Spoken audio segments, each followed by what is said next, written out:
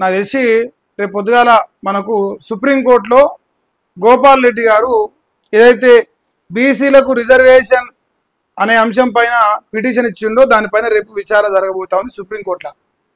ఇక దాంతో పాటుగా రేపు ఒక్కరోజు వదిలిపెడితే మళ్ళా ఎల్లుండు 8వ తారీఖు నాడు హైకోర్టులో కూడా విచారణ జరగబోతుంది. సుప్రీంకోర్టులో తేలిపోతే నాకు తెలిసి హైకోర్టులో ఏం అవసరం ఉండదు అనుకుంటా. లేదు రెండు జరిగినా అదే రాష్ట్ర ప్రభుత్వం అట ఏం చేద్దాం, ఎట్లా బీసీలకు న్యాయం చేద్దాం, ఏ రకంగా స్థానిక ఎన్నికల్లో బీసీలకు స్థానిక సంస్థల ఎన్నికల్లో 42% రిజర్వేషన్ ఇచ్చి ఇగో బీసీల కోసమే పుట్టిన పార్టీ మా కాంగ్రెస్ అని ఏ రకంగా ప్రజల్ని నమ్మించే ప్రయత్నం చేద్దాం. సో ఇవన్నీ అంశాల్లో రేవంత్ అన్న చాలా బిజీగా ఉన్నాడు. అందులో భాగంగా ఆయన రాసుకొచ్చిన టైటిల్ ఏంటంటే స్థానిక ఎన్నికలకు ఏం చేద్దాం, ఏ రకంగా బీసీలను మోసం చేద్దాం, ఏ రకంగా బీసీలని నమ్మించి మరొకసారి గొంతు పోదాం. పార్లమెంట్ ఎన్నికలు అయిపోయినాయి గెలిచినాం, అసెంబ్లీ ఎన్నికలు అయిపోయినాయి గెలిచినాం, ఇలా ఉన్నది స్థానిక సంస్థల ఎలక్షన్ ఒక్కటే. సో ఈ ఒక్క ఎన్నికల్లో బయటపడితే ఇంకా రాబోయే 3 సంవత్సరాలు ఇంక ఎదురు లేదు. ఇక చూసిన ప్రజలు మన సైడే ఉన్నారని చెప్పొచ్చు. సుప్రీంకోర్టులో విచారణ ఏ రకంగా ఎదుర్కోవాలి, హైకోర్టులో విచారణ ఏ రకంగా ఎదుర్కోవాలి, తద్వారా ఈ రాష్ట్రంలో రేవంత్ రెడ్డి సర్కారు చాలా సంతోషంగా రాష్ట్ర ప్రజలందరినీ సంతోషపెట్టి ఇంకిత 4 ఓట్లు ఎక్కువ పడే ప్రయత్నాన్ని భ్రమలు కలిగించే ప్రయత్నం చేయాలని రేవంత్ అన్న చాలా సక్సెస్ఫుల్గా ప్రయత్నం చేస్తా ఉండు. ఇక టైటిల్ అయితే గదే పెట్టినాయి, స్థానిక ఎన్నికల్లో ఏం చేద్దాం. ఇక ఈ వార్తను ఒకసారి దిశ పత్రిక రాసుకొస్తా ఉంది, చూడు ఒక్కొక్కటి చెప్పే ప్రయత్నం చేస్తాం. సుప్రీంకోర్టులో విచారణపై స్పెషల్ ఫోకస్ పెట్టిండు రేవంత్ రెడ్డి గారు. ఢిల్లీకి డిప్యూటీ సీఎం బట్టి విక్రమార్క, మంత్రి పొన్నం ప్రభాకర్ ఇద్దరు వేరు. ఒక ఆయన దళిత బిడ్డ, ఒక ఆయన బీసీ. ఎక్కడ కూడా ఉత్తమ్ కుమార్ రెడ్డో, కోవర్ రెడ్డో, ఈ తర్వాత ఇంకా ఆయన పేరు పొంగులేటి శ్రీనివాస్ రెడ్డి, రేవంత్ రెడ్డి వాళ్ళు పోలే. ఎందుకంటే వాళ్ళు రేపు సుప్రీంకోర్టు వేరే అవి కొట్టేస్తారు, రాజ్యాంగానికి విరుద్ధం కాబట్టి ఖచ్చితంగా కొట్టేస్తారు. కొట్టేస్తే అది మాకు దొంగ పేరు వస్తుంది కదా. సో అందువల్ల అక్కడ పురమాయించారు బట్టి విక్రమార్క గారిని, పొన్నం ప్రభాకర్ని. తెలంగాణ స్థానిక సంస్థల ఎన్నికల్లో బీసీలకు 40% రిజర్వేషన్ అమలు చేయాలని రాష్ట్ర ప్రభుత్వం ఉత్తర్వులు జారీ చేసిన విషయం తెలిసిందే. ఆ విషయంలో భాగంగా మరి సుప్రీంకోర్టు రేపు విచారణలో ఏం చెప్పబోతుంది, ఈ రాష్ట్ర ఎన్నికలు ఉంటాయా ఉండవా, ఒకవేళ ఉంటే ఈ రిజర్వేషన్ ఉంటుందా పీక్తుందా, ఒకవేళ రిజర్వేషన్ పీక్తే ఈ ప్రభుత్వం ఎన్నికలకు పోతుందా పోదా, ఒకవేళ ఎన్నికలకు పోతే మరి ఈ పార్టీ గెలుస్తుందా గెలదా. నేనైతే అనుకుంటా అన్న, రిజర్వేషన్ వచ్చినా రాకున్నా ఈ రాష్ట్రంలో బీసీలకు ప్రధానంగా మెజార్టీ 60% లేదా 56% కాంగ్రెస్ పార్టీ చెప్పిన లెక్క ప్రకారం. సో 56% పైచిలుకున్న బీసీలకు రావాలన్న రైతు బంధు కానీ, రుణమాఫీ కానీ, పెన్షన్ కానీ, కరెంటు కానీ, ఇంకా ఏదైనా కానీ దీని లిస్ట్ మొత్తం ఉన్నది. సో ఇవన్నీ కూడా బీసీలకు ఎగ్గొట్టి ఏమంటారుగా లాస్ట్కి కుక్కకు బొక్కేసినట్టు ఈ రిజర్వేషన్ ఇస్తామని కథల్ని, ఈ కథ మళ్ళీ ఎక్కడో సక్సెస్ అవుతుందో, ఎక్కడ జీవో పాస్ అయితే బీసీలు స్థానిక సంస్థలో గెలుస్తారో అని భయపడి మళ్ళా రేవంత్ రెడ్డి ఓ ఇద్దరిని పురమాయించి, ఒక ఆయన హైకోర్టుకు మారెడ్డి పోతాడు, ఒక ఆయన సుప్రీంకోర్టు గోపారెడ్డి పోతాడు. ఇద్దరు కూడా మన కాంగ్రెస్ పార్టీ కావచ్చు అని నా doubt. So Revanth Reddy BC reservation ఇస్తాడు, మళ్ళీ రేవంత్ రెడ్డి బీసీ రిజర్వేషన్ ఇవ్వద్దని చెప్పేసి కోర్టు పోతాడు.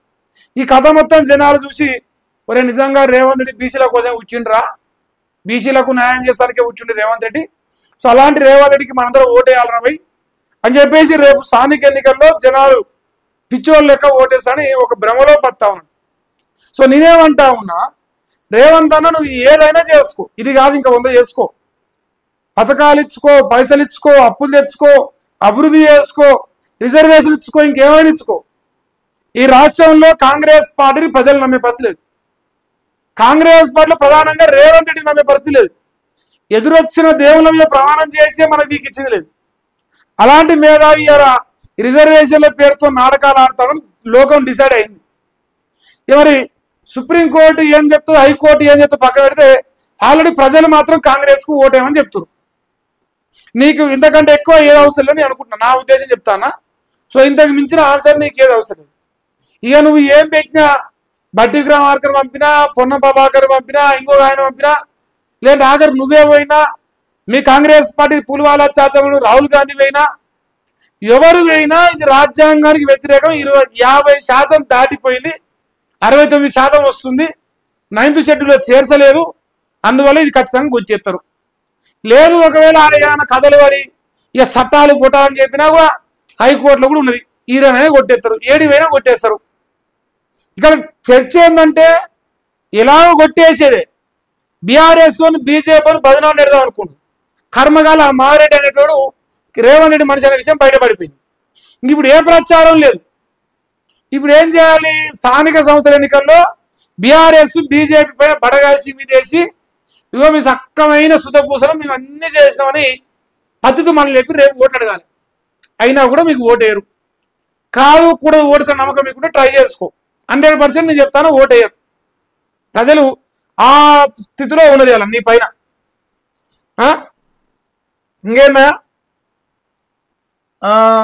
బాకీ కాదు జూటా కార్డులు, బీసీ రిజర్వేషన్లకు బీఆర్ఎస్ బీజేపీలు అడ్డు, మంత్రి సీతక్క కీలక వ్యాఖ్యలు చేసింది. ఇదో జూటా కార్డులు అంట. అంటే జూటా అంటే మనమే అక్క పెట్టింది పేరు.